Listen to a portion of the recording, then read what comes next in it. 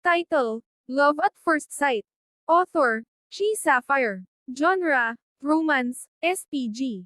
Paalala lang sa mababanggit sa video at kwentong ito ay isa lamang kathang-isip ng malikhaing author. Don't forget to like and follow ang aming page. Thank you. Chapter 2. Gaya ng turo ni Irene ay sinundan ko ito hanggang sa makarating ako ng VIP seat. Puro lingon at pangingilates lang ako sa mga taong naririto ngunit wala akong makitang pamangkin ni Mr. Felescano. Nasaan na yun? Pabulong kong tanong. Looking for me. Pagboboses ng taong nasa likuran ko. Inis na napaharap ako sa kanya. Napakunot-noo pa ako dahil sa upo niyang nakadekwatro at napakaamo ng kanyang mukha. Hindi ako sumagot bagkus ay lumingon-lingon pa ako sa kabilang side ng VIP area ngunit wala akong. Are you fooling me? Halos humiwalay ang kaluluwa ko sa aking katawan. Rinig na rinig ko ang gigil at galit niya sa boses na iyon. Agad akong napaatras ng hakbang nang makitang umuusok na ang mukha nito sa galit. Problema mo ba ha? Hindi naman kita inaano dyan ha? Kinakabahan kong ani. Now you're acting like that. You don't know me. Or you just acting like you don't know me. Tell me and stop fooling around. Nanggagalaiti nitong sigaw. Hindi kita kilala. Matapang na sagot ko at napayuko. Matapang ako. Hindi ako pwedeng magpapi sa kanya o kanino man. Naghintay ako na may dumampi na sampal o ano man dahil sa sobrang galit niya ngunit wala. Wala akong maramdaman at hindi na siya nagsalita pa. Miss. Napaangat agad ako ng tingin sa kung sino man ang nagsalita. Ikaw pala yan MS Villanueva. Nahihiyang saad pa niya at napakamot sa kayang ulo. Nasa likuran niya ang lalaking napakayabang. Hinahanap mo ba ang pamangkin ni Mr. Felescano? Tanong niya na agad kung tinanuan. Well, siya lang naman ang pamangkin ni Mr. Felescano, presente niya sa lalaking nasa likuran niya. Siya ang pamangkin ni Mr. Felescano. Bakit? Tahimik at tanging-tango lang ang nagiging sagot ko sakaling may itatanong siya. Hindi ko inaasahan na siya pala ang pamangkin ng may-ari nitong bar at siya pa ang nakaaway ko kanina. Wala akong mukhang may haharap sa kanya. Ngayon ko lang naramdaman ang takot na baka tanggalin niya ako sa bar na ito. Dahil sa sobrang stress na naiisip ko ay hininga na lamang ako. Umatras pa ako lalo ng kaunti palayo sa kanya nang mapansin kong iilang pulgada na lamang ang pagitan naming dalawa. Sa gitna ng pag-iinom niya ay bigla na lamang umilo ang phone niya na nasa mesa at nakita ng dalawang mata ko ang pangalan ng tumawag. Darling. Napaiwas agad ako ng tingin nang mapansing nakatingin ako sa cellphone niya. Kinuha niya ito at agad na sinagot na kakahiya naman kung pati usapan nila ay pakikialaman ko. Akmang tatayo na sana ako nang bigla na lamang may pumihil sa akin. Hinawakan niya ang pulsuhan ko sabay hila pabalik sa upuan ko. Hindi ako makakilos dahil sa magpahanggang ngayon ay nakahawak pa rin siya sa pulsuhan ko. May kung anong kilati ang damaloy sa buo kong katawan at halos kumawala ang puso ko nang bahagyang humigpit ang paghawak nito. Nang mapagtonto kung wala na siyang kausap ay hinawi ko na agad ang aking kamay mula sa kanya.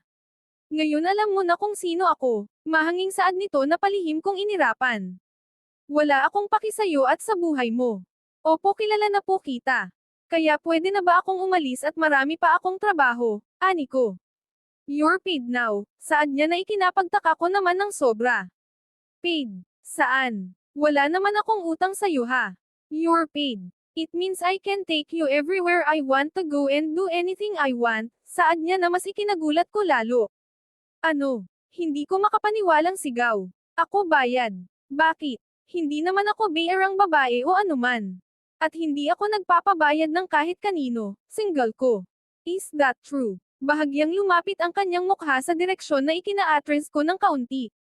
Sa tingin mo magdadaan mo ako sa pera mo? Panghahamon ko. Why not? 100,000 pesos is enough for someone like you. Hindi ko na pinatapos ang sasabihin niya ng agad ko. Siyang sinampal ng buong lakas ko. Bahagyang tumagilid pa ang mukha niya dahil sa lakas at napaigting pa ang panga. Kunin mo ang perang binayad mo sa akin at isaksak mo sa baga mo ang pera mo. Hindi ako bayarang babae para ganituhan mo ako. May sarili akong dignidad ay hindi mo yun makukuha sa akin. Single ko at agad na napatayo ngunit bumalik lang sa pagkaupo nang hilain ulit ako.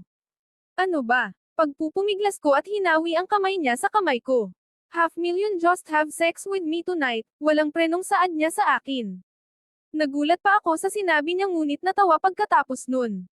Sex. Sa kanya. Sunod-sunod ang tawang nagawa ko dahil sa biro niya. What's so funny with that? Seryoso niyang tanong na ikinatuon ko ng pansin sa kanya. Sex with me. Bakit? Wala ka na bang mahanap na ibang babae? Pang-asar ko at tuloy lang ako sa pagtawa. Sex is not a pleasure that you can give it to someone who needs it. It is also an importance to someone who has dignity and self-love. Kung kanina ay ako ang tumatawa ngayon naman ay siya.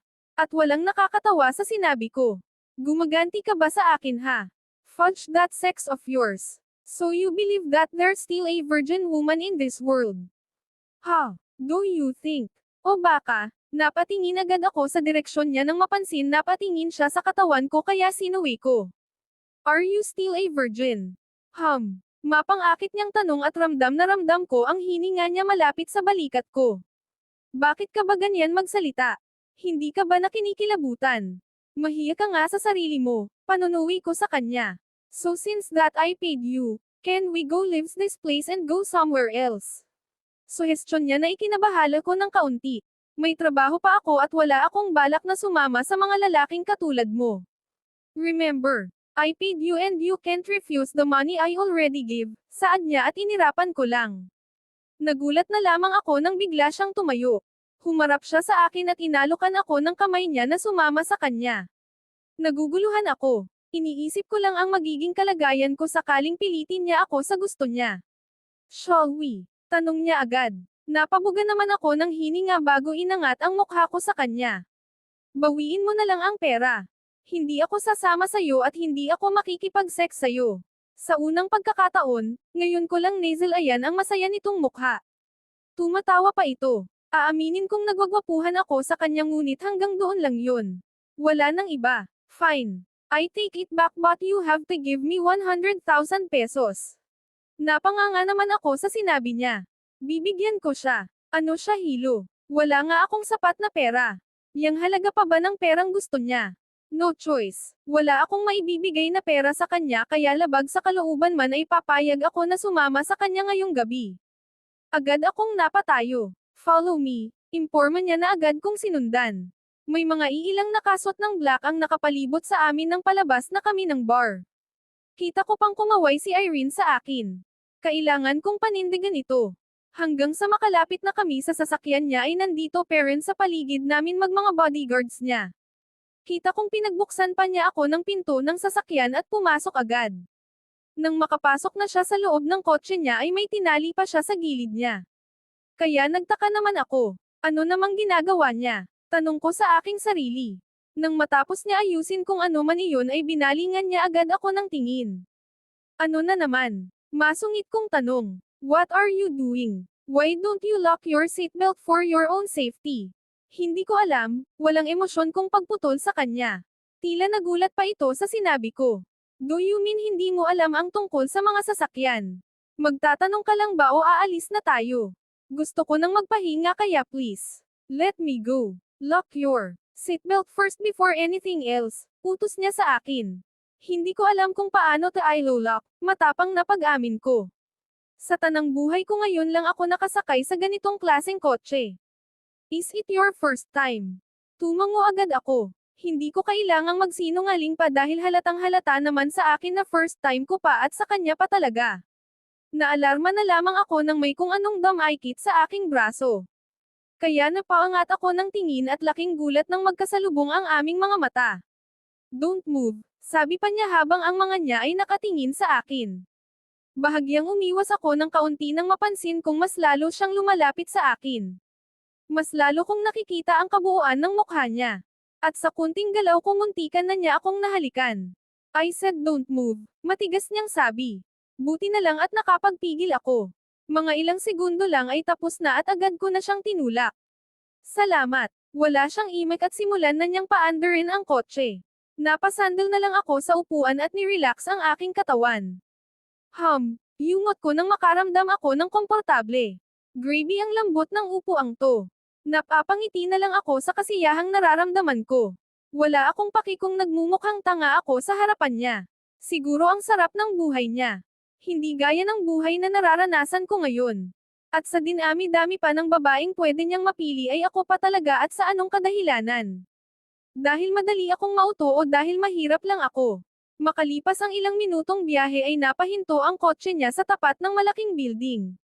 Sumilip ako dito at napanganga dahil sa taas nito at ganda nito.